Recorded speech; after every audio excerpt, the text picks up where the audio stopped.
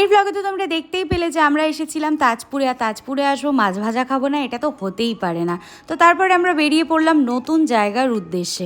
হ্যাঁ, আমাদের মধ্যে এরকম সাডেন প্ল্যান হয়, কেন কি আমার দিদি থাকে মেদিনীপুর আর আমি থাকি দিল্লি, তো আমাদের ভীষণ রেয়ার দেখাও হয়। তো যখনই দেখা হয় আমরা একটু কোয়ালিটি টাইম স্পেন্ড করার চেষ্টা করি। তো সবাই মিলে চলে এসেছি দীঘায়, আর এখানে এসে প্রথমেই ডিনারটা করে নেব। তো যাচ্ছি মিত্র ক্যাফেতে, আর মিত্র ক্যাফেতে যাবো আর এখানকার ফিশ কবিরাজিটা খাবো না সেটা তো হতেই পারে না। তো গিয়ে সর্বপ্রথম অর্ডার করলাম ফিশ কবিরাজি, আর এটা এত গরম ছিল না যে জিজের তো মুখই পুড়ে গেছিলো। আর তারপরে আমরা ভাবলাম যে হালকা পাতলা ডিনারটা করেই ফেলি। তো নিয়েছিলাম আমরা বাটার নান আর চিকেন বাটার মশালা। এটা খেয়ে দিয়ে বেরিয়ে আমরা একটু সি ভিউটা এনজয় করছিলাম, আর এত হাওয়া দিচ্ছিল না এখানে, মনে হচ্ছিল ঘুমিয়েই পড়ি এখানেই। তো তারপর বেরিয়ে পড়লাম বাড়ির উদ্দেশ্যে। তোমাদের আমার ব্লগ কেমন লাগছে অবশ্যই কমেন্ট সেকশনে জানিও। তো দেখা হচ্ছে সবার সাথে নেক্সট ব্লগে। সবাই ভালো থেকো, সুস্থ থেকো, টাটা।